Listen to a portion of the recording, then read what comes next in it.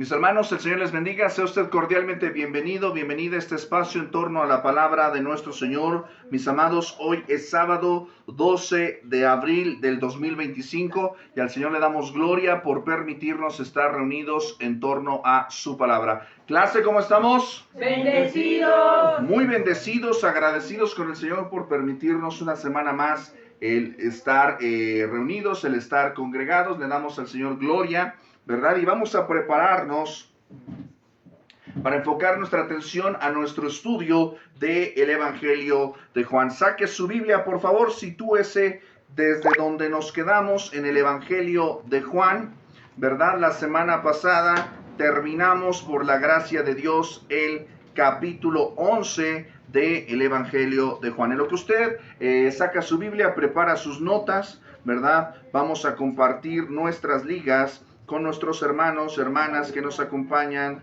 desde otras plataformas, ¿verdad? Estamos nosotros transmitiendo en vivo desde Facebook Live. Le damos, mi hermano, mi hermana, la más cordial bienvenida. Usted que nos está escuchando, aquí en Ministerios Voz que Clama, tenemos un compromiso con la palabra del Señor y esperamos que la palabra del día de hoy sea de bendición para su vida. Estamos compartiendo nuestra transmisión, nuestra liga de transmisión a nuestros grupos de WhatsApp. Y también usted podrá ver esto más tarde en nuestras listas de reproducción de YouTube. Y asimismo podrá escuchar todo el material que tenemos disponible para usted, para su edificación espiritual, y que también puede servir como herramienta de enseñanza, de discipulado, de evangelismo, ¿verdad? En las plataformas de SoundCloud y de Spotify de MBC, Ministerios Voz que Clama, usted puede escuchar los planes de lectura, todos los audiolibros que tenemos a lo largo de la semana, sin costo. Usted los puede escuchar y los puede compartir. Le damos al Señor gracias por permitirnos llegar, pues, a esta semana, ¿verdad? Ya estamos, platicamos hace un momento antes de iniciar nuestra sesión del día de hoy. Teníamos una pequeña charla, ¿verdad? Por eso iniciamos un poquito tarde, porque nos dimos ahí un poquito a licencia de conversar un poquito, para dar chance, ¿verdad? Que para que algunos puedan llegar sin problemas, ¿verdad? Conversábamos acerca de la importancia de congregarnos, conversamos acerca de la importancia vital de formar parte de una comunidad de fe, que estos recursos digitales no son ni serán nunca un sustituto de la vida congregacional. Usted, mi amado, mi amada, que esté escuchando esto, donde quiera que usted esté, si usted tiene la salud suficiente, el vigor suficiente, los recursos suficientes, no importa que no sean poco abundantes, si usted tiene lo suficiente para poder ir y reunirse con sus hermanos en la fe de su iglesia local, no es opcional, no es de si usted quiere, usted tiene que hacerlo, porque de ello también depende su crecimiento y madurez espiritual. Hágalo y va a ver usted el resultado en su vida espiritual y me lo va a agradecer, ¿verdad? En algún momento va a decir, el hermano nos decía esto porque fue de gran bendición para mi vida. Esperamos que así sea, ¿verdad? Esperamos que usted haga oídos atentos a este llamado, congréguese y sobre todo aliméntese de la palabra y de materiales, libros que le lleven al libro. Amén. Pues ya estamos prácticamente, estamos ya en la recta final del Evangelio de Juan. ¿Podemos decir amén? Amén. Le damos gracias a Dios en cómo hemos ido avanzando a lo largo de este año 2025. Ya vamos a iniciar el capítulo 12 el día de hoy. Vamos a empezar a mirar esta palabra del Señor a través del capítulo 12 del Evangelio de Juan, donde estaremos escuchando, donde estaremos viendo varios temas. El día de hoy iniciaremos, ¿verdad? Estaremos viendo la presencia de Jesús en Betania, ¿verdad? En un hogar particular donde sucederán algunas cosas, algunas reacciones contrastantes. Estaremos viendo y escuchando también la entrada de nuestro Señor Jesucristo a Jerusalén, un acontecimiento sumamente importante, profetizado ya desde el profeta Zacarías, ¿verdad? Que el rey entraría a Jerusalén, entraría a Sión, y de qué manera entraría. Se cumplirán aquí profecías desde los días de Daniel, profecías mesiánicas acerca de nuestro Señor Jesucristo, acerca del cómo, con qué actitud y cuál sería el recibimiento que Él tendría, ¿verdad? Esto lo veremos en sesiones posteriores, ¿verdad? Y veremos la respuesta de personas gentiles, es decir, personas que no pertenecían al pueblo de Israel, ¿verdad? Que no eran, por cuestión sanguínea, no eran hijos de Abraham, pero que quieren escuchar a Jesús y creen en Jesús. Y vamos a escuchar también aquí, en este capítulo 12, un anuncio de nuestro Señor Jesucristo, donde profetizaría su muerte y de qué manera y cuál sería el propósito de ese sacrificio. Entonces, será un capítulo importante porque a partir de aquí ya estaremos entrando ya en los terrenos de la última semana, los últimos días de nuestro Señor Jesucristo. Ya mismo el versículo 1 del capítulo 12 empieza diciéndonos 6 días antes de la Pascua, ¿verdad? Ya desde el primer versículo nos está situando en un tiempo, nos está poniendo un tiempo límite, ¿verdad? ¿Cuántos días faltaban para que nuestro Señor Jesucristo, ¿verdad?, fuera a la cruz del Calvario? Entonces, pues será un momento sumamente importante. El día de hoy daremos lectura al capítulo 12, versículos del 1 al 8, ¿verdad? Le pedimos a usted que nos está acompañando, donde quiera que usted esté, aquí en la Ciudad de México, en la zona metropolitana. Saludamos a nuestros hermanos en Oaxaca, en Comitán, Chiapas, ¿verdad? A nuestros hermanos en Michoacán, a nuestros hermanos que nos escuchan en Estados Unidos, en San Luis, Missouri, y aquellos que nos escuchan en otros lados. El Señor esté con ustedes. Gracias por acompañarnos. Vamos a darle lectura a la palabra de nuestro Señor, el Evangelio de Juan, capítulo 12, versículo del 1 al 8. En cuanto usted lo tenga, ¿verdad?, le daremos lectura a la palabra de nuestro Señor. Dice así la palabra del Maestro. 6 días antes de la Pascua, vino Jesús a Betania, donde estaba Lázaro, el que había estado muerto y a quien había resucitado de los muertos. Y le hicieron allí una cena. Marta servía y Lázaro era uno de los que estaban sentados a la mesa con él. Entonces María tomó una libra de perfume de nardo puro de mucho precio y ungió los pies de Jesús y los enjugó con sus cabellos, y la casa se llenó del olor del perfume. Y dijo uno de sus discípulos, Judas Iscariote, hijo de Simón, el que le había de entregar: ¿por qué no fue este perfume vendido por 300 denarios y dado a los pobres?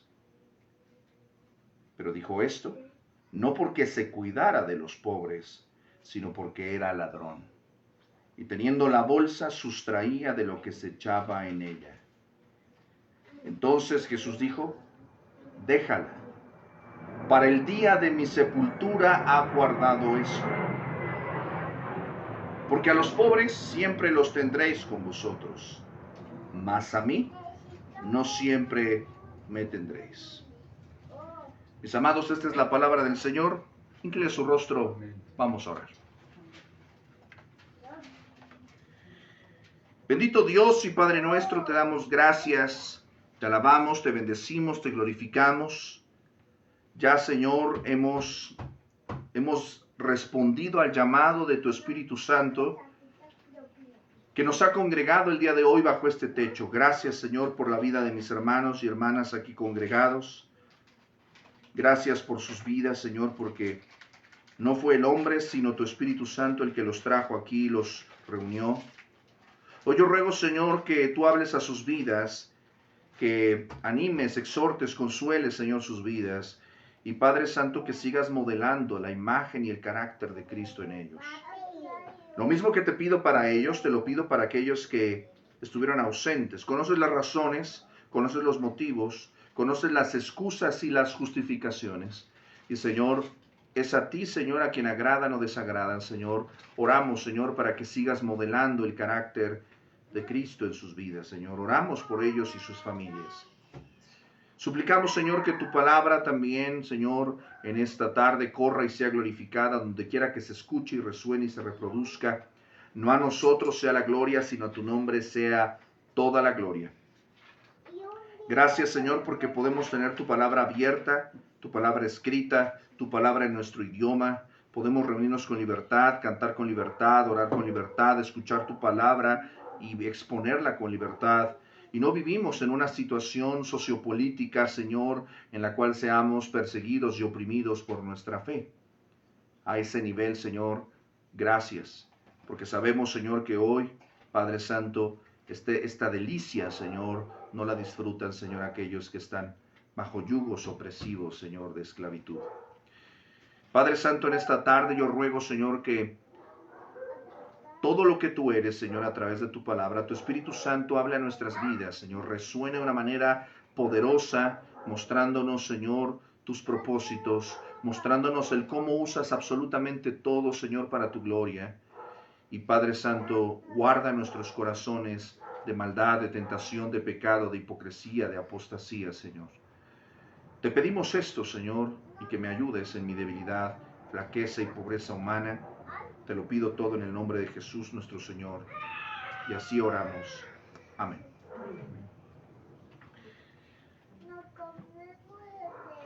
Estamos llegando a una etapa en la que yo diría que es el punto más alto, el cenit. ¿Sabe usted lo que es un cenit? El cenit es el punto más alto donde se pone el sol, ¿verdad? Aproximadamente al mediodía, que es el punto más alto donde está el sol. Estamos llegando a ese punto, donde ya la gloria de nuestro Señor Jesucristo brillará de una manera más portentosa a lo largo de la historia, de la revelación bíblica. Estamos llegando a ese punto brillante, pero también vamos a llegar a la profunda noche donde nuestro Señor Jesucristo irá a la cruz. Pero antes de esto, es importante recordar que en donde estamos caminando es Tierra Santa, a donde nos vamos a dirigir en estos días. Si usted pertenece a una iglesia tradicional, una iglesia conservadora, una iglesia bíblica, una iglesia evangélica, a una iglesia de corte histórico reformado, tradicionalmente celebran, conmemoran la Semana Santa, ¿verdad? Los últimos días de nuestro Señor Jesucristo aquí en la tierra, ¿verdad? Días importantes donde los últimos hechos y palabras de nuestro Señor tendrán gran significado. Creo, sinceramente, que siendo usted creyente, usted no puede dejar de recordar esto. Lo que pasó ahí, lo que pasó en Jerusalén en aquellos días, hace más de 2025 años, no es cualquier cosa. La historia se dividió en un antes y en un después. Incluso si usted tuviera dudas, si usted fuera incrédulo, si usted no fuera creyente, usted tendría que conocer esta historia. Usted tendría que conocer esto porque, repito, la historia de la humanidad se divide en un antes y en un después, y el centro de la historia, el cenit, es Jesucristo. Seguramente usted ha visto algún documental, algún programa, algo por ahí ha leído, ¿verdad? Que dice esta fecha antes de Cristo y esta situación después de Cristo, ¿verdad? Nosotros, ¿verdad? Vivimos ya en la era cristiana, ¿verdad? Ya vivimos después de Cristo, ¿verdad? Y esto me parece importante porque lo que está pasando aquí parecen cosas muy domésticas, pero son situaciones que van a marcar la eternidad. Van a marcar la eternidad. Recordemos que Juan escribe su evangelio con un propósito, ¿verdad? Que podamos creer que Jesús es el Hijo de Dios y creyéndolo tengamos nosotros vida eterna, ¿verdad? Ese es el propósito de Juan con su evangelio. Hemos visto ya a lo largo de los últimos 11 capítulos milagros de nuestro Señor Jesucristo que lo acreditan y lo certifican que Él es quien dice ser el Hijo de Dios, que Él es el pan de vida, que Él es la luz del mundo, que Él es la resurrección y la vida, ¿verdad? Más adelante en el capítulo 14 escucharemos en labios de nuestro Señor Jesucristo, que Él es el camino, la verdad y la vida. Escucharemos esto y veremos también que así como hubo gente que creía, hubo gente que no creía.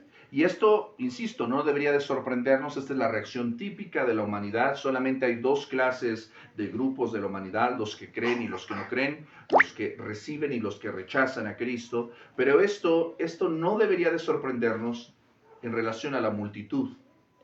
Pero lo que vamos a observar ahora, el día de hoy, va a ser en el círculo íntimo de Jesús. Vamos a situarnos en una casa, como en la que estamos reunidos el día de hoy, ¿verdad? Una casa que abre sus puertas para escuchar de Cristo, para recibir al Señor. El Señor aquí en este texto es el invitado de honor, como aquí también es el invitado de honor. Amén. Amén. Él es el que preside, reina, Él es el agasajado. Por Él nos reunimos, para Él nos reunimos y para su gloria. Amén. Amén. Él es el propósito de todo lo que hacemos. Pero entendamos esto, quienes estaban ahí, vamos a situarnos un poquito en relación a tiempos, ¿verdad? Pero vamos a ver dos grupos, vamos a ver dos actitudes, dos clases de personas. Siempre va a haber esto en relación a la humanidad, pero también en relación a personas que están cercanas, entre comillas, a Cristo. Podríamos decir que esto puede homologar a las personas que a veces están en la iglesia o en torno a la iglesia. Siempre va a haber personas que son como Lázaro, personas que son como María, como Marta, como los discípulos. Pero vamos a ver aquí también que va a surgir de este círculo íntimo de personas que estaban alrededor de la mesa con Jesús, personajes como Judas Iscariote. Nota por favor que el versículo 4 dice, uno de sus discípulos. Hablaremos con más detalle en sesiones posteriores acerca de la persona, el carácter de Judas Iscariote y cómo nos sirve como amonestación, advertencia, como ejemplo. Lo que estamos viendo aquí es un retrato de intimidad. Es un retrato de intimidad, de comunión, y veremos varios detalles. ¿Está usted conmigo en el texto? Amén. Muy bien. Sitúese, por favor, si es tan amable, en el capítulo 12, versículo 1, donde nos está situando en el contexto. Cada vez, recuerde usted que cuando está usted leyendo un pasaje, ¿verdad? El estudio, el método inductivo de la Biblia, en sus principales consejos es la observación específica y general, y usted tiene que situarse en dónde está. Y nos dice que esto se suscitó, ¿qué dice? 6 días antes de la Pascua. Hemos hablado de la Pascua como esta celebración judía, donde los israelitas, los judíos, ¿verdad? Celebraban, conmemoraban la salida del pueblo de Israel de la esclavitud en Egipto, ¿verdad? Esto lo hacían, ¿verdad? A través del comer este cordero asado, ¿verdad? Con hierbas amargas, con pan sin levadura, que simbolizaba este sacrificio, ¿verdad? De este sustitutivo, ¿verdad? Que se llevó. ¿Se acuerda usted de aquella última plaga, ¿verdad? Que se llevó a los primogénitos, ¿verdad? Y solamente los hogares que estaban cubiertos con la sangre de este cordero eran los que eran liberados de esto.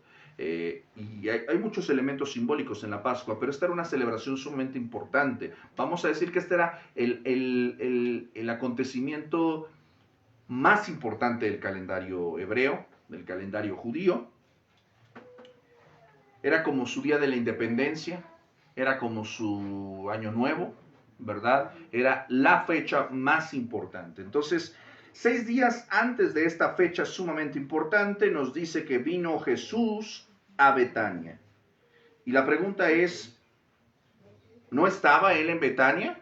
¿Dónde nos quedamos nosotros la semana pasada? Peter, ¿qué vimos la semana pasada acerca de esto? ¿Dónde estaba Jesús en el capítulo 11? Estaba al lado de Jerusalén.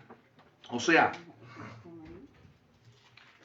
vamos a hacer un recordatorio rápidamente. Recordemos que Jesús no estaba en Betania al principio, en el capítulo 11.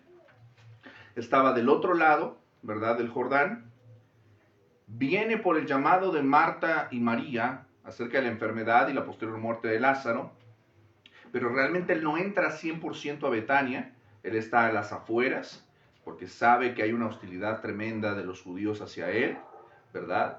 Hemos visto todo esto en cuatro sesiones anteriores del capítulo 11, y posteriormente vemos que después de la resurrección de Lázaro, este milagro suscita controversia en los líderes religiosos que se reunieron la semana pasada. ¿Te acuerdas? Nosotros nos sentamos ahí en esa mesa sombría de los asesinos y vemos cómo ellos conspiran, ¿verdad?, para buscar matar a Jesús, acicateados por Caifás, uno de los principales sacerdotes, ¿verdad?, que de manera sinuosa les aconseja que es mejor que un hombre muera por el pueblo, ¿verdad? Y dice que ahí acuerdan, en ese momento toman el acuerdo de matarle. ¿Qué es lo que hace Jesús? Dice el versículo 54, Jesús ya no andaba abiertamente entre los judíos, sino que se alejó de allí a la región contigua, al desierto, a una región llamada Efraín, y dice que ahí se queda con sus discípulos. El 55 nos aclara mucho de lo que viene a suceder en el versículo 1, capítulo 12, ¿verdad? Que estaba cerca la Pascua de los judíos, muchos subieron a aquella región a Jerusalén antes de la Pascua para purificarse. Entonces, estamos en contexto, clase, amén. Entonces, él no estaba en Betania, sale de Betania, de los alrededores de Betania, por la hostilidad que se está generando aún más creciente hacia él, que quieren acabar con su vida, y él entonces, dice, viene a Jesús nuevamente a Betania. ¿Por qué viene Jesús a Betania? Ahorita lo vamos a ver. Dice, ¿dónde estaba quién? Capítulo 12, versículo 1. Estaba Lázaro. Pero si yo acabo de llegar hoy al estudio bíblico, si llegué tarde por alguna razón, ¿verdad? Amén. Si yo llegué tarde por alguna razón, si yo apenas estoy conectándome al estudio de Juan, si yo no he estado, me fui a las Bahamas y no atendí el estudio bíblico, ¿quién es Lázaro? ¿De quién están hablando? Bueno, Lázaro aquí nos está recordando, el evangelista tiene la gentileza de recordarnos que él había estado muerto y que lo había resucitado Jesús, ¿verdad? Está hablando de Jesús y el mismo texto, ¿verdad?, infiere, nos está apuntando acerca de que Lázaro estaba muerto y que el Señor le había resucitado de los muertos. Nos pone en contexto, ¿verdad? Viene a Betania donde estaba Lázaro. Versículo 2. E hicieron ahí, ¿qué dice? Una cena. Por si usted se pregunta si los cristianos no les gusta comer, claro que sí. Si no les gustan las reuniones, claro que sí, ¿verdad? A Jesús, de hecho, le decían sus adversarios que era un hombre comilón y bebedor, que le gustaban las fiestas, que le gustaban las reuniones, ¿verdad? Que le gustaba estar siempre en las comidas, ¿verdad? Y le criticaban eso sus adversarios, que ya sabes, eso de estar tratando de... nunca quedas bien con nadie. Nunca puedes ser monita de oro para quedarle bien a todos. Porque Jesús les decía, en la versión de Daniel Valera, a ver, Juan el Bautista, ¿tú conoces a Juan el Bautista? Es cuate, invitado de aquí. Juan el Bautista, ¿te acuerdas que usted no era como de muchas reuniones, verdad? Este hermano que probablemente nos hubiera caído gordo, ¿verdad? Porque era secón. Era secón, Juan. Él no le gustaba estar en las fiestas. Él vestía de una manera muy sencilla. Él comía comida muy sencilla. Y él estaba apartado en el desierto. Pero un hombre de Dios. El Señor Jesucristo reconoce que era un hombre de Dios, que no ha existido un profeta como Juan el Bautista. Pero el Señor Jesús es completamente diferente, ¿verdad? Mucho más cálido, cercano a las personas, cercano a la gente. Iba a las reuniones, iba a las casas donde le invitaban. ¿Te acuerdas que vimos este pasaje de Lucas donde Marta y María le invitan nuevamente a su casa y pues están escuchando la palabra del Señor y Marta estaba muy estresada con los frijoles y ese tipo de cosas, ¿verdad? Entonces, vamos a darnos cuenta, y esto quiero importante mencionarlo, la relación de Cristo con el pueblo, con los discípulos, es muy hermoso cómo podemos darnos cuenta que el surgimiento de la comunidad, de la iglesia cristiana, no se da en torno al templo, al edificio institucional religioso, sino el evangelio prospera ¿en dónde? En las casas. Es en los hogares, es en torno a la mesa, es en torno a la coinonía fraternal, donde el evangelio, el evangelismo y el discipulado prosperan. Por eso creo firmemente en lo que estamos haciendo y en lo que el Señor me ha permitido realizar, que es predicar el evangelio en las casas. Y eso ha traído mucha bendición a muchas vidas, desde los días de nuestro Señor Jesucristo, desde los días de los apóstoles, a lo largo de la historia redentora y hasta el día de hoy. Dice que le hicieron, ¿qué? Una cena. Pero recuerde usted que Jesús era una persona, ¿cómo podríamos decirlo? Era una persona que lo estaban buscando. ¿Sí me explicó? Es decir, cuando nosotros leemos el capítulo 11, vamos a ver que ya los judíos ya habían puesto sobre Jesús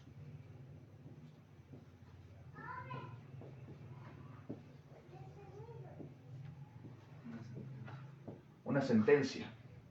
Ya estaba en en los mercados, en la recaudería, en la tortillería, donde iban a la leche, y estaban en las escuelas. Ya había un cartel por ahí, ya había una promulgación institucional de parte de las autoridades religiosas de que Jesús era un proscrito. Era una persona perseguida por la autoridad religiosa. Acuérdate lo que dice el versículo 57, que habían dado orden de que si alguno supiese dónde estaba, lo manifestase para que le prendiese. Pero ¿qué pasa con Marta, con María y con Lázaro en Betania? Le hacen una cena. Le hacen una cena. En lugar de entregarlo, en lugar de traicionarlo, ellos le hacen una cena, ¿verdad? Vamos a ver que ellos hacen una cena en honor a nuestro Señor Jesucristo, y el propósito de la reunión pues es expresarle afecto, es expresarle honor. O sea, tú cuando ¿has invitado a alguien a tu casa? ¿Sí has recibido a alguien en tu casa? ¿Verdad? Familiares, amigos, parientes, alguien has recibido en tu casa, y ¿qué es lo que buscas? Agasajarle, ¿no? A tu invitado de honor, ¿no? Sacas tus mejores la mejor vajilla, ¿verdad? La que no está despostillada, ¿verdad? Sacas los cubiertos ahí, los vasos nuevos, la cristalería ahí, esa que nada más sacas cuando alguien se casa, cuando alguien se gradúa, ¿verdad? Sacas eso ahí, la desempolvas y para acá pones el mantelito y todo muy bonito, ¿verdad? La intención aquí, fíjate cuál es la actitud de parte del hogar de la familia de Lázaro. Ellos reconocen quién es él y ellos lo reciben en su hogar como el invitado de honor. Aunque todo el mundo esté en contra de Jesús, ellos reciben a Jesús en su casa. Le damos gracias a Dios por la vida de esta familia que durante 3 años le ha puesto a la mesa a Cristo. A su nombre y gloria. Le damos gracias al Señor porque Él ha sido el invitado de honor y han puesto la mesa para servir a su iglesia, a su pueblo. Gracias a Dios. La palabra usada aquí, cena, deipnón, habla de la comida principal del día, es decir, que pudo haber sido una comida muy larga. Por eso yo digo que los judíos eran como parecidos a los latinos, ¿verdad? Porque uno empieza la comida y no sabe cuándo va a acabar, ¿verdad? Estaba diseñada con tiempo libre, ¿verdad? Para conversar, para hacer sobremesa. Dice el texto, ¿verdad? Que estaban sentados a la mesa con él, ¿verdad? Estaban sentados a la mesa con él. Y Lázaro era uno de los que estaba ya a la mesa. No sabemos con certeza cuántas personas había en esa cena, pero al menos podemos especular basado en el texto bíblico, que obviamente en primer lugar pues estaba nuestro Señor Jesucristo, ¿verdad? Entonces imagínese usted, porque así era la mesa tradicional de aquellos días, era una mesa más o menos como en U, ¿verdad? Era una mesa como en U. Entonces, imaginemos, ¿verdad? Aquella cena, ¿verdad? Yo sigo pensando que probablemente Lázaro tenía un billetito, tenía una lanita, era influyente, tenía algún tipo de... Entonces me imaginamos que aquí estuviera pues obviamente central nuestro Señor Jesús, ¿verdad? Quizás estuvieran los 12, ¿verdad? Los 12 discípulos, quizás a su lado pues estaría Lázaro, ¿verdad? Su cuate, ¿verdad? Su cuate, ¿verdad? Estaría, no sé, quizás estaría Marta, quizás aquí estaría María, ¿verdad? Porque acuérdate que María se llevaba bien con los discípulos porque les gustaba escuchar las predicaciones, ¿verdad? Y no sé, ahí estaban también otras personas, pero podemos así especular que por lo menos estaban ellos aquí en la cena, ¿verdad? Allí estaban todos en esa comida. Qué sabroso haber estado. ¿Qué cree que hayan comido, hermana? Seguramente, no sé, unos tamalitos oaxaqueños, un manchamantel, no sé, algo sabroso se han de haber comido ese día, ¿verdad? Disfrutando convivir entre ellos. Qué bonito, ¿no? ¿No se le antoja? Sí. Imagínense estar ahí en una mesa en torno a Jesús, a los discípulos, en ese gozo. O sea, mientras todos allá afuera estaban ahí mordiéndose como chacales buscando a Jesús, allá dentro de la casa de Lázaro estaban pasándola bien suave, estaban pasándola bien bonito, ¿verdad? Lucas, ¿verdad? Recuerde que pues nos registra la situación de Marta y María, ¿verdad? Meses antes, Lucas nos recuerda en el capítulo 10, versículo 38, no lo lea, ya lo hemos mencionado en sesiones anteriores. Vamos a ver que Marta era una mujer servicial, era una mujer muy servicial. Entonces Marta servía. A ella le gustaba estar al pendiente, ¿verdad? Voy a leer el texto de Lucas 10 del 38 al 42. Aconteció que yendo de camino entró a una aldea y una mujer llamada Marta le recibió en su casa. Esta tenía una hermana que se llamaba María, la cual sentándose a los pies de Jesús oía su palabra. Pero Marta se preocupaba con muchos quehaceres y acercándose dijo, Señor, ¿no te da cuidado que mi hermana me deje servir sola? Dile pues que me ayude.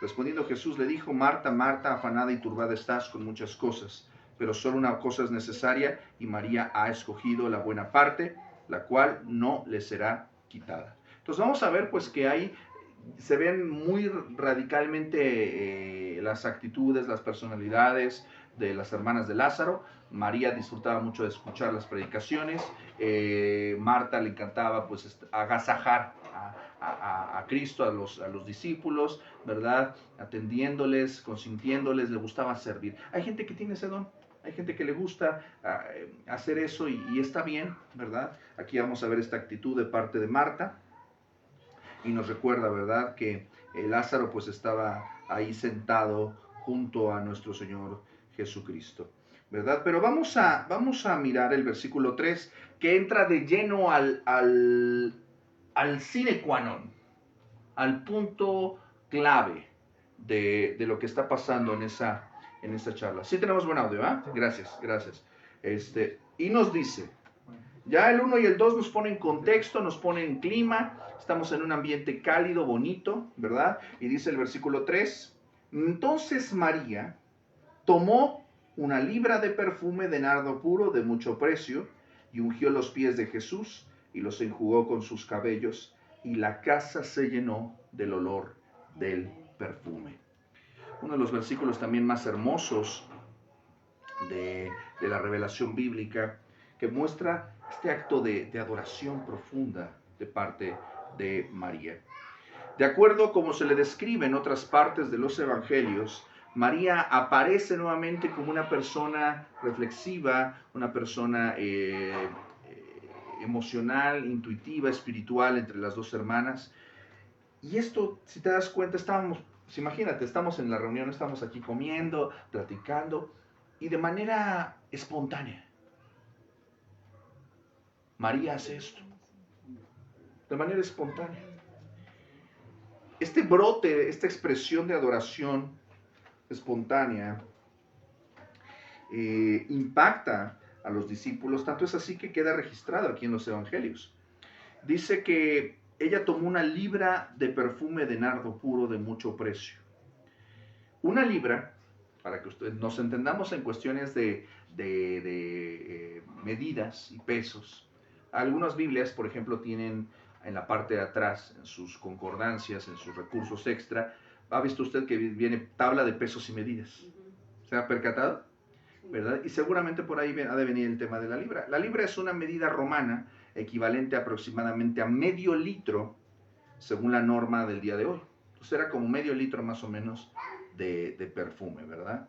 Y era una gran cantidad de perfume. O sea, cuando usted va a las tiendas departamentales, o si usted se ha comprado en Fraiche o en Avon o algo por ahí, ¿verdad? Usted no le vende medio litro de perfume. No, también chiquititos. Le compran así sus 100 mililitros o hay un chiqui nada más así como para que le haga pis pis, ¿no? Ya, pis, pis, y ya, se acabó, ¿no? O sea, no le venden, pues es mucho perfume. Sí. Y aparte no le... Hay unos que son caros, carísimos de París y otros que son pues más sencillitos. Pero si te das cuenta, si te han preparado uno de estos...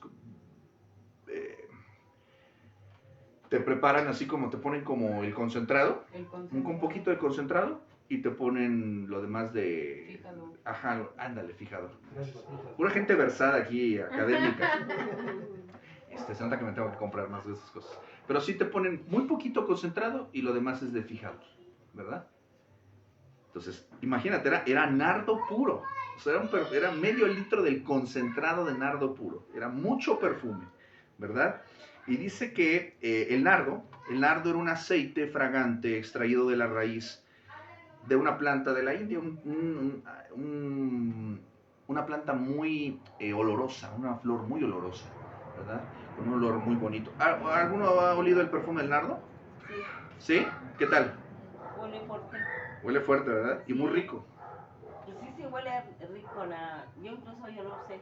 Ajá. Nada más que me decían, ay, que sí olía rico, pero esas dos lo utilizan siempre para las fechas de cuando un difuntito o algo así, ya ve que llevan. Sí, ajá. Sí, es lo que huele. Pero sí huele rico el perfume de nardo.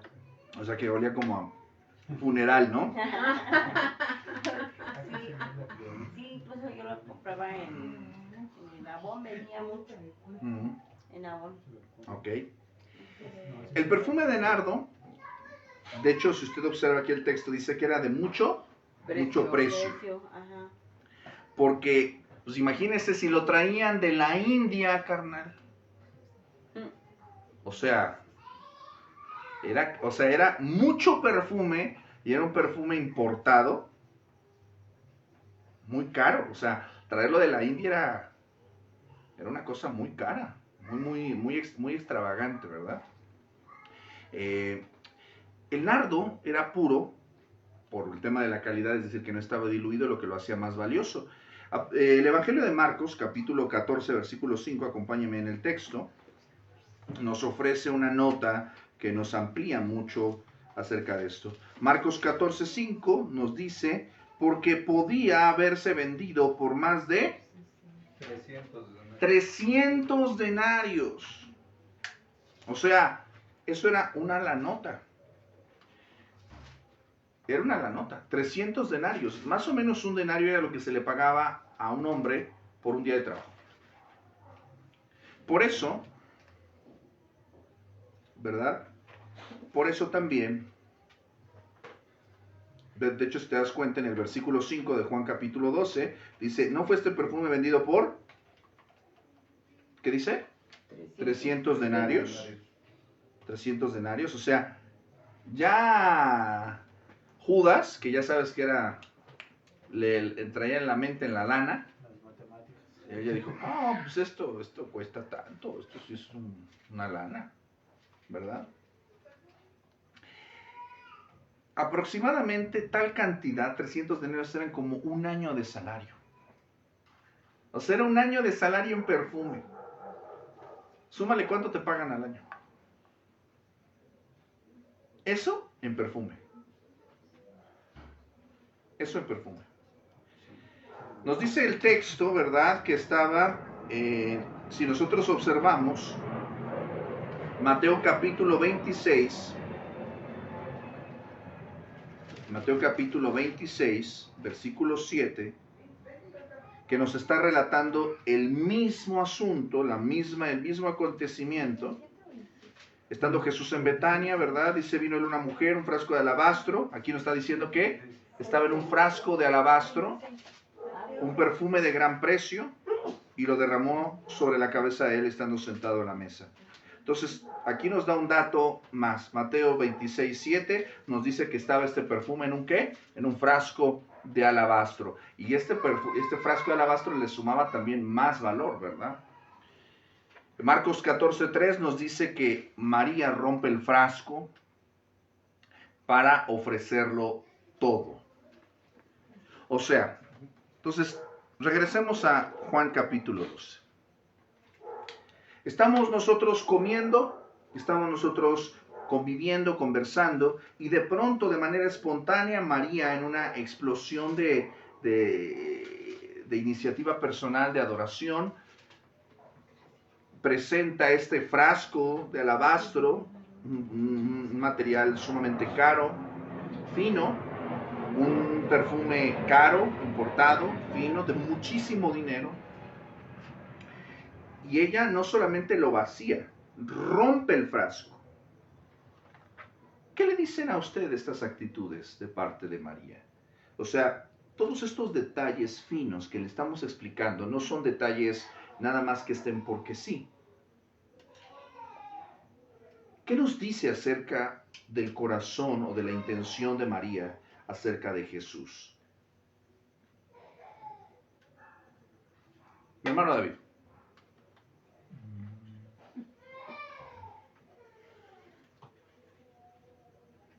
¿Qué nos dice? Como que, bueno, más bien, lo estimaba mucho. Lo estimaba mucho, ¿ok? Definitivamente tú tienes que estimar a alguien muchísimo, muchísimo, muchísimo, lo muy, para hacer todo eso, ¿verdad? Profunda estimación. Y me gusta la palabra que usted usa, estimación. Es decir, hay un concepto de alto valor, ¿verdad? Alto valor de quién está sentado a la mesa. Eso es muy interesante. Y me parece importante ese concepto porque la pregunta que deberíamos hacernos es, ¿estimamos correctamente a Jesús? ¿De acuerdo a su justo valor? ¿Quién es Él? Importante reflexionar esto. ¿Qué más nos dice este texto acerca de María? Mi hermana. Por acá, quien sea, de este lado. ¿Qué nos dice acerca de María? Que estaba muy agradecida con el Señor, que sentía, pues aparte de admiración, estimación, estaba agradecida. ¿Cómo podemos saber que había gratitud de parte de María? Porque compró el perfume y con sus cabellos, estar pues como secando, limpiando, no sé, tallando sus pies. ¿Por qué pregunto esto? Porque en ningún momento nosotros oímos una verbalización de un gracias. No. Pero lo que está haciendo es muy estruendoso, es un acto muy, muy impactante, muy memorable.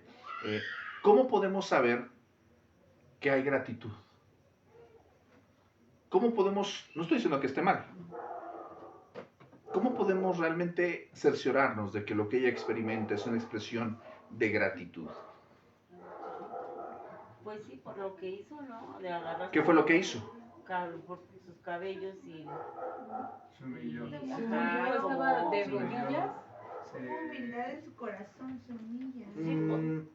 Sí, pero quiero ir un poco más a detalle. Lo que estamos viendo en el versículo 3 es un acto que ella hace que consiste en ¿qué? ¿Qué es lo que ella hace? ¿Qué es lo que... importó el precio? ¿Eh? Que no le importó el precio. Ok. Entonces, en ese asunto de estimación, o sea, por eso no pierdan detalle porque esto es muy importante. En una relación de estimación, ¿ok? De muy estimado, poco estimado. En este aspecto, ella tiene una alta estimación acerca de Jesús y una baja estimación acerca del costo. Pero, por eso repito, ¿cómo podemos saber, ahorita acabas de mencionar algo, que ella estaba agradecida? Esto lo especulamos porque el texto textualmente no lo dice, no hay una verbalización de un gracias, pero cabe la especulación, me parece fidedigna al decir que estaba agradecida. La pregunta es, ¿cómo podemos saber, de acuerdo al acto que ella hace, que estaba agradecida? Repito, yo sé que parece algo muy obvio, está ahí metido ahí en el texto. ¿Qué es lo que ella hace? ¿Ella qué hace? Humillarse. Antes de eso, lo mencionaba hace un momento mi hermano David, es un tema de costo, sí, pero Gratitud. ¿qué hizo? ¿Qué hizo con algo de alto costo? Lo rompió. El brazo. Sí, pero antes de eso, ¿qué hizo antes de romperlo? ¿Qué es lo que usted y yo hacemos como parte de nuestra liturgia, como parte de nuestra adoración? ¿Qué hacemos cuando nosotros vamos al culto el domingo? Nosotros cantamos, adoramos, alabamos al Señor a través del canto, que son cosas muy diferentes. También oramos al Señor, también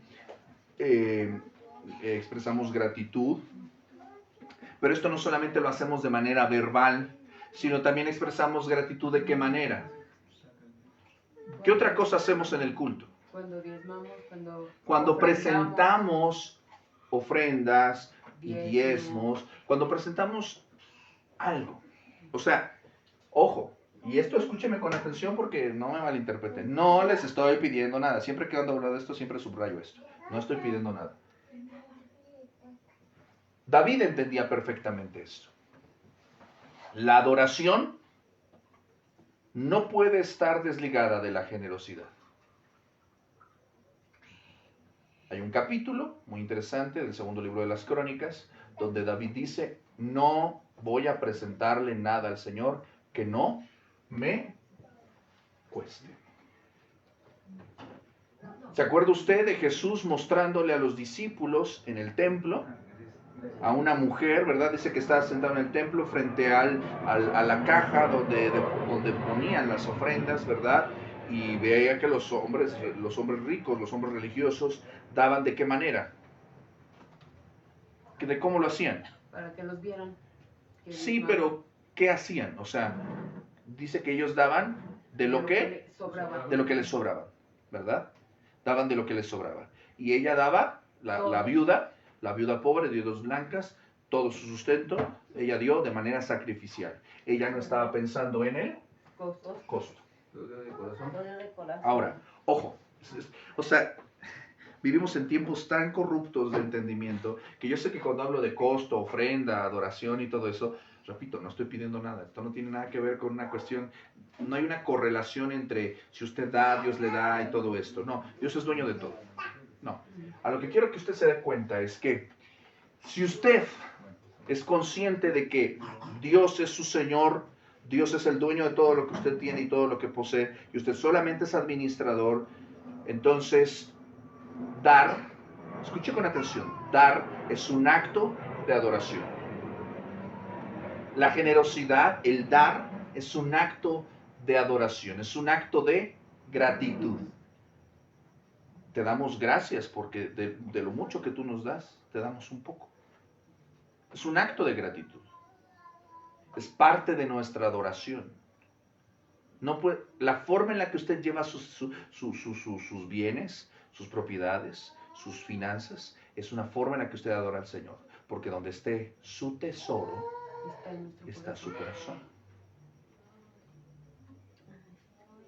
¿Te das cuenta que nadie dice amén? Es un tema que a la mayoría nos... ¡Ay! Justo en la doctrina, ¿verdad? Cuando hablamos acerca del dinero. El dinero es un tema importante, pero aterricemos. A la luz de este texto, ¿qué es lo que hace María? Ella da. Ahí, Ella ahí estaba su corazón. Está adorando. A la vez que está adorando. Exactamente. En la forma en la que ella da, está ¿qué? Adorando. Y está agradeciendo. Insisto, esto lo especulamos, pero por la forma en la que ella lo hace, es una adoración sacrificial, porque ella no dice, ay Marta, dame 50 gramitos, no 50 mililitros, ponle un frasquito chiquito de perfume al maestro, ¿no? No, ella dice todo el frasco, completo. Ella no tiene ninguna limitación acerca del costo, ya no le importa el tema del costo. O sea, imagínate el tamaño de la adoración, del honor, de la gratitud, o sea, lo que ella estaba experimentando profundamente en su corazón para desestimar todos estos asuntos de 300, el salario de un año. Repito, no se concentra en lo material. Esa fue la mirada de Judas. Judas por eso dice, ¡oh! El salario de un año. O sea, le voy a preguntar como su ex le preguntaría, ¿y usted qué hubiera hecho? Y yo le pregunto, ¿usted qué hubiera hecho? No me responda. Yo sé. Quizás a nosotros, usted diría, no, yo no tendría problema. Usted diría, sí, quizás la mitad, no sé, lo hubiera pensado. No sé, no quiero ponerlo en entredicho, pero se da cuenta el nivel de lo que está pasando aquí, es muy profundo. Por eso lo que está haciendo María, toda esta descripción de lo que es una libra de perfume, de nardo puro, de mucho precio. Esto no son datos insustanciales que no tengan ningún sentido de ser, sino es para que usted se dé cuenta del tamaño, la descripción profunda de lo que está adorando esta mujer. No tiene ninguna reserva, no tiene ninguna limitación. Ella no está pensando en el costo. Eso no es importante. O sea, la estimación que ella tiene acerca de Cristo y la desestimación acerca del costo. Nada es demasiado caro para mi Cristo. Amén. Amén. Nada es demasiado caro para mi Cristo.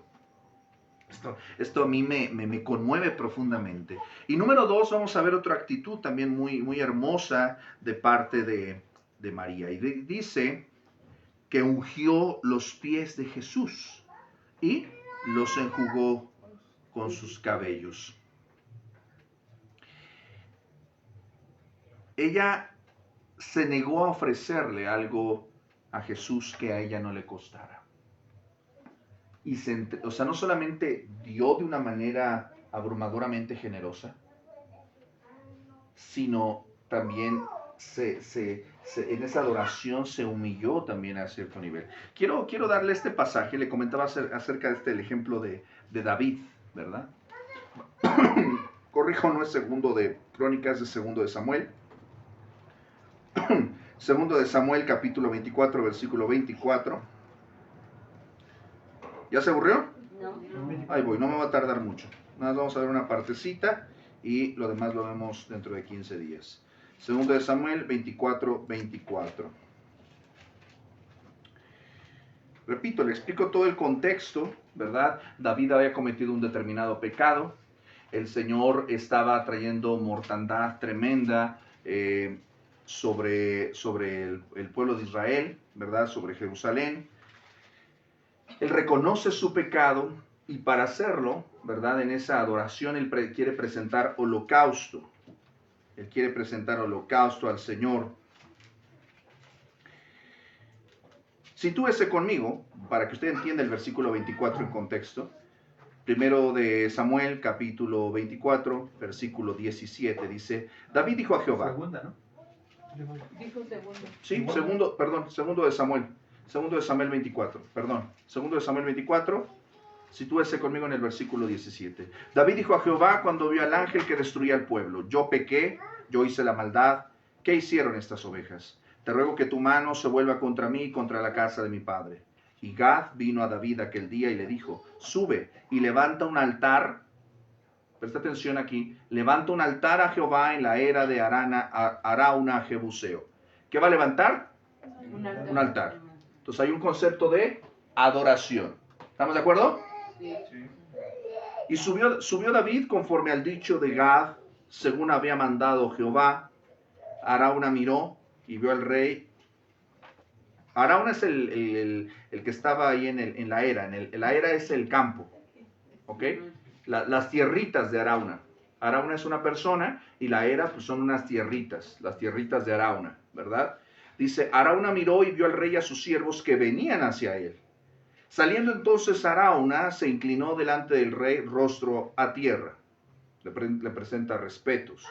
Y Arauna dijo, ¿por qué viene mi señor el rey a su siervo? Y David respondió, ¿para qué? Para comprar de ti, ¿qué dice? La era, a fin de edificar un altar a Jehová, para que cese la mortandad del pueblo. Entonces, si te das cuenta, repito, no te pierdas en lo material. Lo material nada más es una expresión de la adoración. Él viene a comprar todas las tierras de este hombre para edificar ahí un altar. 22. Arauna dijo a David, presta atención, mucha atención. Arauna dice a David, tome y ofrezca a mi señor el rey lo que bien le pareciere. He aquí bueyes para el holocausto, los trillos y los yugos y los bueyes para la leña. Todo esto, oh rey, Arauna lo da al rey. Luego Arauna le dice al rey, Jehová tu Dios te sea propicio. O sea, ¿qué es lo que está haciendo Arauna, Peter? Toma, sí, tómalo, claro. O sea, tómalo, claro, tómalo todo. Pero David, ¿a qué había ido? ¿El qué quería? Comprar. Ojo, Arauna le dice, Yo no te lo vendo, te lo doy. te lo doy, no te lo estoy comprando, te lo doy. ¿Sí estamos de acuerdo? Sí. O sea, sigamos con estos conceptos. David le dice, te lo compro, y Arauna le dice, No. no, ¿cómo crees? Tómalo, Doy. te lo doy. ¿Sí? Ujú. Versículo 24. Chéquese las palabras de David a Arauna. No. Pero mi señor, te lo regalo. No. Te lo doy. No. Oye, pero te lo estoy ofreciendo. No. Sino por precio te lo compraré. Presta atención. Porque no ofreceré a Jehová mi Dios holocaustos que no me cuesten nada. ¿Te das cuenta de lo que está implícito aquí? Hay una situación de estimación aquí.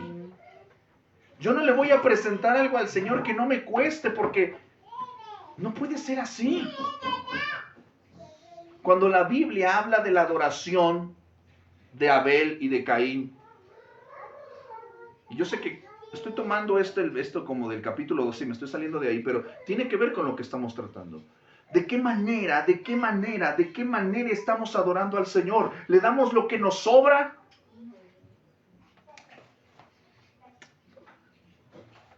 ¿O le damos de manera sobreabundante? Y repito, no estoy hablando de dinero. Estoy hablando de tiempo, dones, talentos, inteligencia, sabiduría, tu vida, tu hogar, tus hijos, todo lo que tienes. ¿Le sirve al Señor completamente? ¿O nada más le das lo que te sobra? Si no te cuesta, no tiene sentido. No tiene sentido. Mis hermanas damas. Voy a poner un ejemplo más contextual y más terreno, si lo quieres ver así. Hoy en día se está poniendo muy en boga, y yo sé que es algo muy terrenal, pero hasta cierto punto ilustra lo que quiero mencionar. ¿Has oído de los ramos buchones? Entonces, o sea, que les llevan así unos ramones así, 200, 300 ramos de rosas a la que quieren agasajar y conquistar, ¿no? Y es una feria, es una lana, ¿no? Y obviamente pues hay un esfuerzo, ¿no? Cuando tú quieres conquistar, agradar a alguien, ¿haces qué? esfuerzo. Te tiene que costar. Oye, pues me traslado, voy, te llevo. Hago todo para mostrar que mi alta estimación por tu persona. De igual manera, yo estoy seguro que mis hermanas, acerca de sus maridos, ¿verdad? Acerca de cuando estaban en una situación de cortejo, de noviazgo, ¿verdad? Ustedes también extremaban con base en la estimación de valor, de amor, de afecto, acerca del amado, ¿verdad? Y decían, se ponían a hacer cartitas o se ponían a hacer, y el tiempo no era suficiente, el cómo se arreglaban, el cómo se ponían, la mejor ropa, ¿me explico? ¿Para qué? Para agasajar al amado. No hay sacrificio que sea demasiado alto, no importa el costo. ¿Sí estamos de acuerdo con eso? Toda la teología de la adoración que nosotros vemos en la Escritura no es comprensible si no entendemos esto. No le podemos dar al Señor nada que no nos cueste, nada que no represente sacrificio. Lo que vemos desde el Génesis, vamos a ver a Caín y Abel. Y vamos a ver que Caín, ¿qué le da? Del fruto de la tierra. Y Abel, ¿qué le da? Lo mejor. Lo primero y lo mejor. Y se lo da al Señor. Y dice el Señor que agradó más la ofrenda de Abel que la de Caín. ¿Por qué? Porque al Señor le gustaba más el borrego que las verduras, más la barbacoa que las ensaladas. No tiene absolutamente nada que ver con eso. Tiene que ver con una situación de ¿qué tanto estimas? Es una expresión de adoración. Y si no tenemos claro esta parte, siempre vamos a tropezar, siempre le vamos a dar al Señor lo menos. La gente, los que llevan más de 10, 15, 20 años en la iglesia, yo no sé cuántas veces he escuchado acerca del diezmo y de la ofrenda. ¿Cuánto es lo menos? Dicen el diezmo, ¿no? ¿Qué es el diezmo? La palabra por sí misma dice, pues dar es la fracción décima de un todo, ¿no?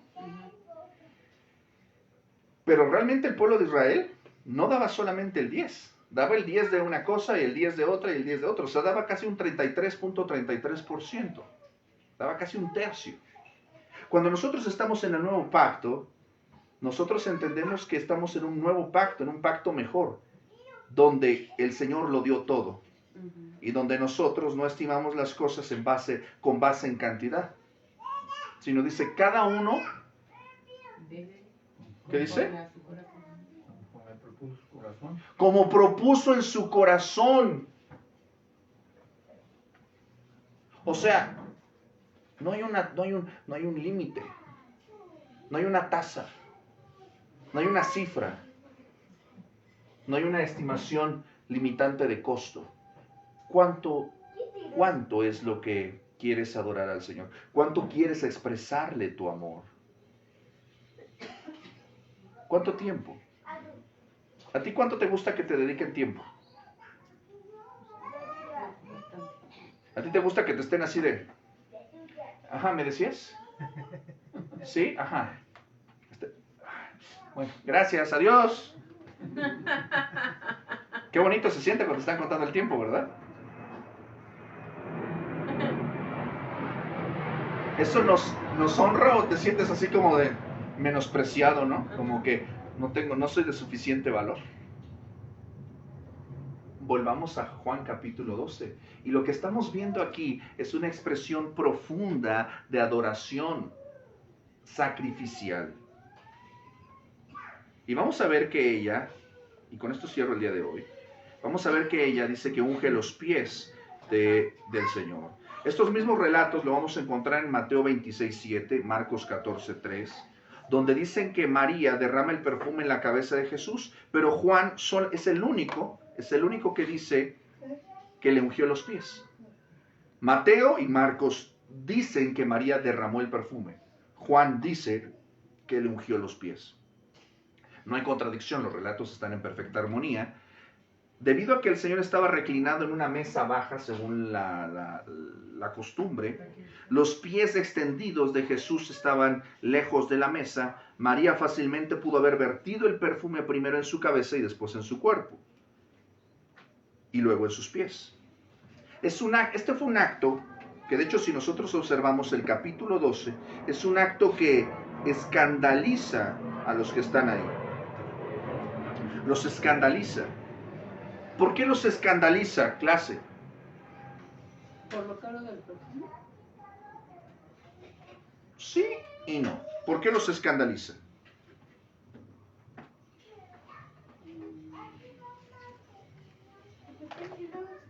Por eso, ¿no? Porque era muy costoso. Y aparte no lo esperaban que lo hiciera. Y como que les dolió el costo del perfume. ¿Qué más? A ver, los escucho. ¿Qué más? No, yo pienso que fue como que la acción del cabello, ¿no? De que ¿O no? sus cabellos Ajá, en de sus pies. ajá, sus pies. ¿Cuál era la situación? ¿Cuál era la práctica cultural acerca de los huéspedes y los pies? Les lavaban los pies cuando llegaban Exactamente. a una Era un acto de hospitalidad, de agasajar a tu invitado.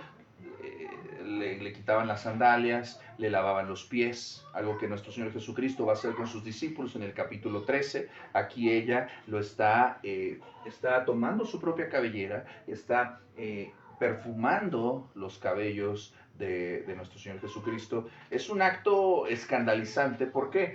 ¿Por qué es escandalizante? No tiene que ver ni con el cabello ni con el perfume. Tiene que ver con el acto de hacerlo. ¿Por qué? Sí, su acción, ¿no? Que vieron como que se humilló mucho. Se humilló, pero ¿por qué se humilló? Porque lo amaba. Porque era todo para ella, él. Sí, pero ciertamente el acto de lavar los pies, o de tener este acto cultural de lavar los pies de los invitados, ¿lo hacía el señor de la casa? No. Lo hacía la servidumbre, ¿no? Bueno, Pero la servidumbre, te estoy hablando de la servidumbre. O sea, el esclavo más humilde, más bajo de la casa, era el que atendía de esta manera al huésped, al invitado. Esto es algo que nos va a retratar mucho el carácter de lo que Cristo viene a hacer en nuestros corazones. La adoración y la humildad van de la mano. No puede haber adoración en orgullo. No puede haber adoración en jactancia. No puede haber adoración en autosuficiencia. ¿Sí me estoy explicando? Lo mismo. Jesús les decía, mostrando el carácter de aquellos hombres de aquellos días, de las autoridades religiosas, y ellos ¿qué hacían? Cuando aportaban algo, cuando daban algo para el Señor, para el templo, ¿qué hacían? Tocaban trompeta, que todo el mundo lo supiera. Y el Señor les dice en Mateo capítulo 6, que no sepa tu mano izquierda lo que hace tu mano derecha. Hay una correlación muy implícita entre la adoración y la humildad. No va a haber adoración que Dios reciba desde el orgullo y la jactancia. ¿Qué tanto me estimo yo a mí mismo? Ya no se trata solamente de cómo estimo a Jesús y que menosprecio el costo de la adoración, sino ¿qué tanto me estimo a mí mismo? ¿Cuál es el concepto que tengo de mí? Te lo voy a poner más sencillo. ¿Qué tan fácil te ofendes?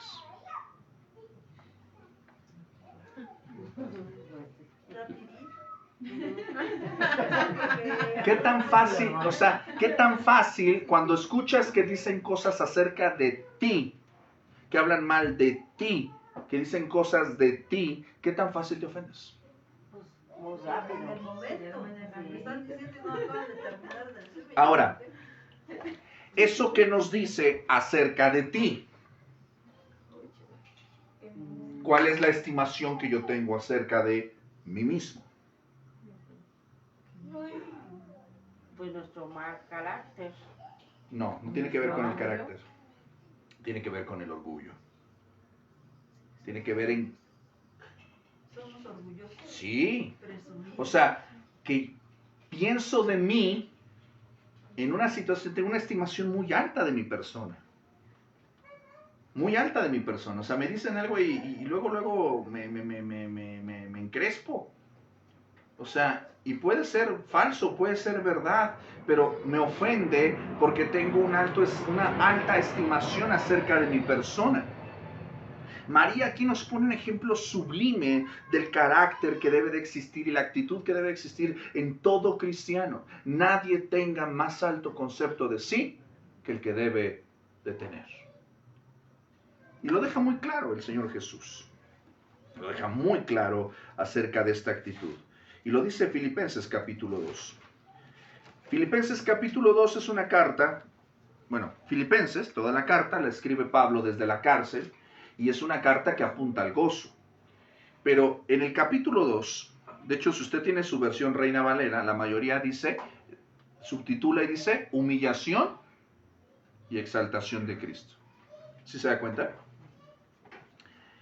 Y va a decir, versículo 3, Filipenses 2:3, nada hagáis por contienda o por vanagloria, es decir, no lo hagas para pelear, no lo hagas para mostrar tu nombre, tu reputación, tu sabiduría, sino dice, antes bien con humildad, estimando, teniendo una apreciación de valor de cada uno. O sea, esto se trata de ti y se trata de mí, es personal. Cada uno tiene que estimar a los demás, ¿de qué manera? Como a sí mismo. Como superiores al mismo. O sea, yo no debería de estarme ofendiendo cuando alguien tiene una estimación baja de mí. Eso habla mal de mí. Eso habla de mi carácter, habla de mi orgullo, habla de mi condición soberbia. Habla de que todavía pienso de mí de una manera que no debo de pensar. María era la señora de la casa, ella era la anfitriona. Y se estaba se estaba humillando a sí misma de una manera que solamente lo hacen los esclavos más bajos de la casa. No tuvo una estimación de valor, de costo sobre las cosas, sobre los bienes, sobre lo que ella tenía. Ella fue abundante y exageradamente, no exagerada, porque la exageración no tiene lugar aquí. Se dan cuenta que no podemos nosotros darle al Señor algo que no nos cueste. Y si damos algo que nos cueste, no es porque nosotros seamos mejores. ¿Sí me expresé con claridad? Sí. Si yo le doy algo al Señor que a mí me cueste, una adoración sacrificial, eso no está hablando bien de mí. No es para que yo me enaltezca o yo diga, ay, ya ves lo espiritual que soy, lo consagrado que soy. Mira la ofrenda que le entregué. Yo no veo a María diciendo, ¿y ustedes muchachos qué le van a dar al maestro? Eso es algo que te firmo que muchos haríamos. Yo le di 300 denarios de ofrenda al maestro en perfume. ¿Tú qué le vas a dar? Y aquellos que no tenían ni dónde recostar la cabeza, imagínate. ¿Te das cuenta lo que puede pasar? Como siempre, el corazón es el centro del asunto. Es el asunto clave. No importa que cantes hermoso. La gente puede estimar que lo que estás haciendo como ministerio es hermoso.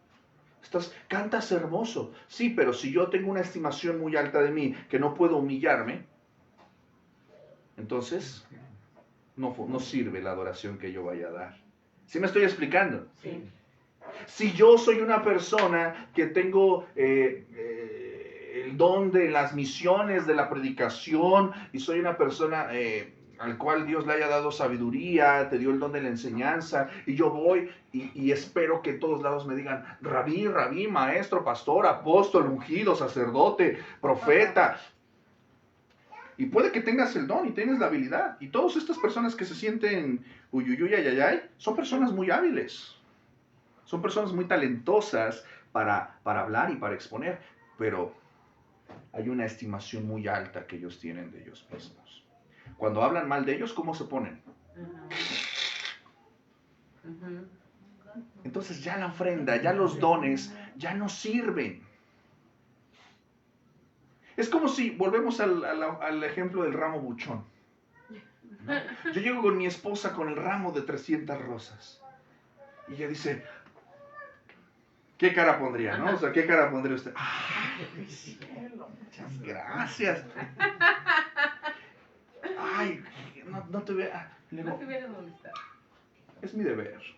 Así soy yo. ¿Ella qué diría? Nunca más me- Lo echaste a perder. Lo echaste a perder, papito. Ya no funciona. Arruinaste el momento. Rompiste, todo iba bien. Todo iba muy bien. ¿Me explico? Pues es mi deber. Pues así soy yo de generoso, así soy yo de hermoso, claro. ¿Qué esperabas más de mí? Claro, así soy yo. ¿Te das cuenta cómo no puede haber adoración desde el orgullo, sino tiene que ser dada desde la humildad? Ese es el ejemplo de María al entregarle esta adoración profunda a nuestro Señor Jesucristo. Tanto es así, la humildad y la adoración, cuando la adoración es sacrificial y cuando nuestra actitud es humilde, te digo una cosa, lo impregna todo. Todo lo impregna. No hay un solo aspecto de tu vida que no se vea, que no huela a eso. Porque el texto nos dice que la casa se llenó del olor del perfume. Nosotros somos llamados a estar completa y absolutamente llenos del Espíritu Santo. Nuestra vida, el templo del Espíritu, que es tu vida, no puede estar nada más ahí como que huele a pollo rostizado y como que huele a otra cosa y huele a medio pecado y un poquito como que huele como a incienso espiritual. No. Tú te das cuenta cuando en tu casa hay malos olores. Ujú. Tú te das cuenta. Te das cuenta cuando alguien entra o sale del baño. Sí, Perdón por lo grotesco, pero te das cuenta. sí. ¿Me explico? Pero aquí lo que María acaba de hacer en adoración y su actitud impregna toda la casa del olor del perfume. La pregunta que deberíamos hacernos, y con esto quiero cerrar el día de hoy, es la siguiente. ¿A qué huele tu vida? ¿A qué huele tu casa? ¿De qué manera estamos adorando al Señor en todo lo que hacemos? ¿De qué manera lo hacemos? ¿Lo hacemos de una manera sacrificial o todavía somos mezquinos? ¿Todavía le contamos al Señor la vida, el tiempo, los dones? Porque no fuera para el mundo, mis amados, porque para el mundo no escatimamos. Para una serie de Netflix nos aventamos toda una noche, 3 horas, el capítulo siguiente, pero para la palabra del Señor, ¿verdad? Cuando vamos a la iglesia, ¡ay, qué pesado! Ya se tardó el pastor. Eso que lleva una hora. Yo puedo entender que una persona está pasando una racha difícil. Repito, el dinero es una expresión de nuestro corazón, es una expresión de adoración. Yo puedo entender que una persona esté pasando una racha difícil. Pero la forma en la que nosotros le entregamos al Señor lo que somos y lo que tenemos, habla de nuestra adoración. ¿De qué manera nosotros adoramos al Señor? ¿De qué manera le entregamos lo que Él nos da? ¿Le entregamos a medias nuestro tiempo? ¿Le entregamos a medias nuestra familia, nuestros hijos, nuestro matrimonio? ¿O se lo entregamos todo? Porque entregar es entregar. Romper el frasco es romper el frasco. Es decir, no hay manera de volverlo a llenar. Esto ya no tiene vuelta atrás. Lo que acabo de hacer no hay vuelta atrás. Esto es radical. ¿Tu vida refleja eso? ¿Rompes el frasco? ¿O todavía te lo guardas con un poquito, un charquito por si en otra ocasión lo necesitas? ¿Te reservas algo para ti mismo o le has entregado todo al Señor? Esto sucedió en el hogar de una persona. Esto sucedió en el hogar de una persona que había resucitado de los muertos. Tú y yo hemos sido levantados de los muertos. Y en nuestros hogares Cristo debe de ser siempre, no el invitado, el Señor de la casa. Él no es el invitado, es el Señor de la casa. El Salmo 91 dice, el que habita. No dice el que visita. ¿Habitamos? ¿El Señor habita con nosotros? ¿O es un visitante ocasional de los sábados, de los domingos? ¿De qué manera estamos adorando al Señor? Que Dios nos ayude. Oremos. Reflexionemos mucho. Bendito Dios y Padre nuestro, te damos, Señor, toda la gloria, todo el honor y toda la alabanza. Y hoy, Señor, venimos delante de ti, Señor, avergonzados, humillados, exhortados a la luz de tu palabra, Señor, porque hemos pecado profundamente, Señor. Yo te pido, Señor, que tengas misericordia de nosotros, pobres pecadores, porque hemos sido, Señor, mezquinos, hemos sido avaros, hemos sido, Señor, nos hemos limitado tantas veces, Señor, porque sigue nuestro corazón en muchos aspectos, sigue estando, Señor, atendido, Señor, distraído por otras personas, por otras cosas, por otros asuntos. Tristemente, Señor, Padre Santo, confesamos, Señor, nuestro pecado, que muchas veces, Señor, decimos algo con nuestros labios, que nuestro corazón es una realidad y que nuestra vida no refleja, Señor, desafortunadamente, Señor, no te hemos convertido en la prioridad. Todavía tenemos una estimación muy alta de nosotros mismos. Todavía tenemos una estimación muy alta de nuestros bienes, de lo que tenemos, Señor, y que en realidad no es nuestro. Tú nos lo has dado. Hemos aprendido el día de hoy, Señor, que nuestra adoración, Señor, debe de ser, Señor, sacrificial. No debe de tener en cuenta, Señor, el costo, sino debe de tener en cuenta qué tan valioso, qué tan santo, qué tan hermoso eres tú. Cuánto te queremos agradar, cuánto te queremos honrar, cuán digno eres tú, Señor. Perdónanos, Señor, y humíllanos, Señor, en nuestra vana estimación de las realidades y las cosas, Señor. Perdónanos, porque seguimos aferrados a intereses vanos, mundanos, pasajeros, temporales, pecaminosos y mezquinos. Nos aferramos con uñas y dientes a cosas que no tienen ningún valor eterno. Perdónanos, Señor, cuando todavía nos cuesta trabajo humillarnos. Y cuando tus pies, tus benditos pies, Señor, aún no nos parecen dignos de nuestra humillación. Llegará el día, Señor, en el cual tus siervos se postrarán delante de tus pies, y no habrá ni una sola cabeza alzada, y ni una sola rodilla doblada, y todo se ofrendará delante de ti. Oh, Señor, cambia nuestra adoración, nuestro concepto de las cosas, y enséñanos a adorar, y a servir y amar, como lo hacían tus siervos del pasado. Gracias, Señor, por tu palabra. Te adoramos, te alabamos, te bendecimos. Ayúdanos, Señor, a crecer. Te lo rogamos en el nombre de Jesús. Amén y amén.